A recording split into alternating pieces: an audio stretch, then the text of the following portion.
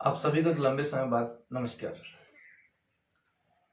अभी हाल ही में 5 दिन पहले जो पहलगाम की घटना हुई, उसके बाद एक मासूम, एक अबोध का सवाल जो है वो हैरान कर गया।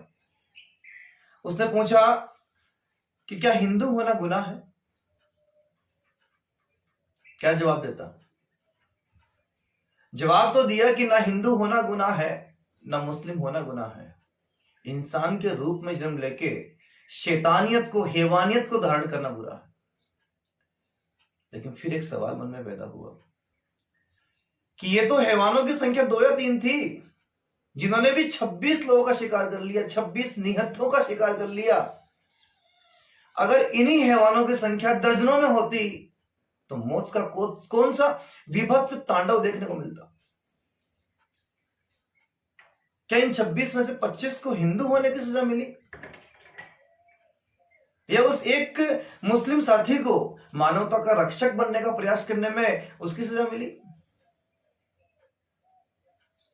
हमें किसी धर्म का अपमान करने की हमारी कोई इच्छा नहीं है, क्योंकि हम तो उस सभ्यता के वाहक हैं जिसने अपने ही आक्रमणकारियों को, शक, हूण, मंगोल, मुंगल सबको अपनाया है, सबकी संस्कृतियों को अपने आप में आत्मसात किया है।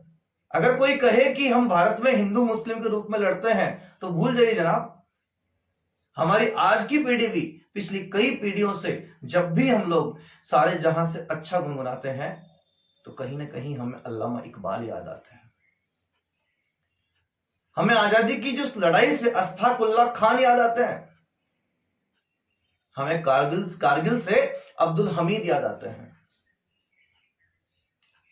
बंटवारे की पीड़ा लेके अपनी आंखों में आंसू लेके जाते हुए खान अब्दुल गफ्फार खान याद आते हैं। और फिर भी कोई ये कहे कि यहां पे इतना भेदभाव हो रहा है, तो ये लोकतंत्र, दुनिया का सबसे बड़ा लोकतंत्र इस बात का गवाह है कि जिसने जाकिर हुसैन, डॉक्टर कलाम जैसे देशभक्त मुस्लिमों को अपने अपने ताज पे, अपने तख्तो ताज पे अपने शिरमौर के रूप में सुशोभित किया।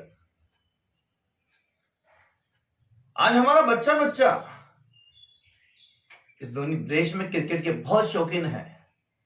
बुमराह के विकेट लेने पे तालियां भले कम बजती हो, लेकिन जब शमी 5 विकेट लेता है तो पूरे देश की आवाम जो है वो सीना चौड़ा करके चलती कि हमारे शमी ने 5 विकेट लेके एक बेहतरीन प्रदर्शन करके हमें आगे बढ़ाया। हमारे आज भी राजस्थान में सलीम दुर्रानी की वजह से लोगों को याद किया जाता है। जहीर खान से आज बच्चे प्रेरणा लेते हैं। स्पोर्ट्स से बहुत से ऐसे लोग हैं।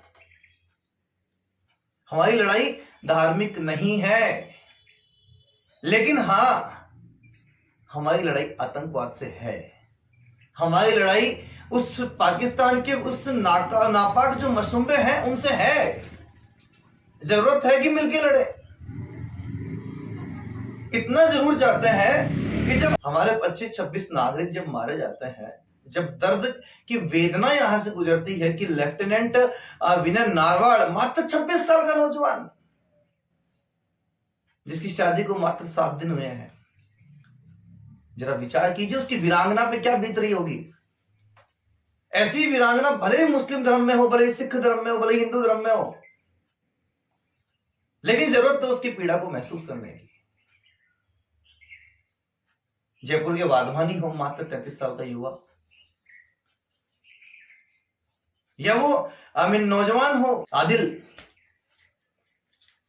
उसकी पीड़ा भी हमें बराबर है।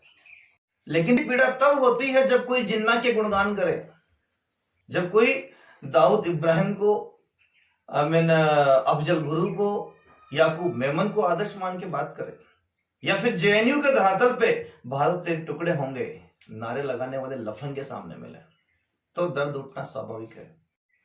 हम किसी से देशभक्ति का प्रमाण नहीं मांग रहे, लेकिन ये जरूर चाहते हैं कि जब 26 बेगुनाह निहत्थे नागरिकों की इस तरीके से कत्लेआम होता है तो प्रत्येक भारतवासी की रूह जो है वो कांप उठनी चाहिए, रोंगटे खड़े हो जाने चाहिए अपने भविष्य को सोच के। ऐसी परिस्थिति में प्रत्येक नागरिक का ये पहला फर्ज है कि वो जाति धर्म सभी आपसी वैमनस्य भूल करके एक ही भाषा में जवाब दे, एक ही नारे में जवाब दे, पाकिस्तान मुर्दाबाद। सीना ठोक के कहे पाकिस्तान मुर्दाबाद। और पाकिस्तान मुर्दाबाद के नारे से अगर किसी को आपत्ति होती है तो हम ये कह सकते हैं कि वो वतन परस्त कभी नहीं है, ना कभी था, ना कभी होगा।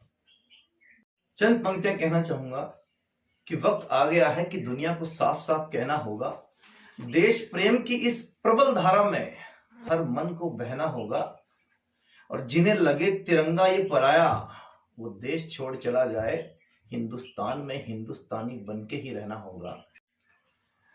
कुछ किशोर युवाओं ने कहा कि हमारे गांव में अभी तक पहलगाम पे किसी प्रकार की प्रतिक्रिया नहीं हुई, तो मैं आप सभी से, सभी सामाजिक संगठनों से, धार्मिक संगठनों से आह्वान करता हूं कि आपसे सामाजिक, राजनीतिक या धार्मिक जो भी वैमनस्य है, जो भी मतभेद हैं, उनको भुला करके, क्योंकि हम भले ही किसी भी राजनीतिक दल से बिलोंग करते हों, लेकिन हमारा एक जगह विश्वास अटूट है और वो है भारतीय सेना। भारतीय सेना को अपना समर्थन जाहिर करने के लिए और इन 26 निर्दोष जो हत्याएं हुई हैं उन दिवंगतों को श्रद्धांजलि अर्पित करने के लिए कल सोमवार 28 तारीख को शाम 5 बजे कांवट के बालाजी गायत्री मैदान में इकट्ठे हो, जहां से हम लोग आक्रोश रैली के रूप में सामूहिक और एकजुट होकर के एक ही आवाज इस गगन में गुंजाते हुए कि पाकिस्तान मुर्दाबाद, हिंदुस्तान जिंदाबाद, एक साथ चलेंगे और अपना समर्थन न केवल जताएंगे बल्कि आगामी जो भावी पीढ़ी है उस तक हम लोग देश प्रेम की जो हिलोरे हैं वो पहुंचाने का पूरा प्रयास करेंगे। अंत में इतना ही कहना चाहूंगा कि देश के प्रति प्यार है तो जताया करो, किसी का इंतजार मत करो, गर्व से कहो हिंदुस्तान जिंदाबाद, दिल से कहो भारत माता की जय। धन्यवाद।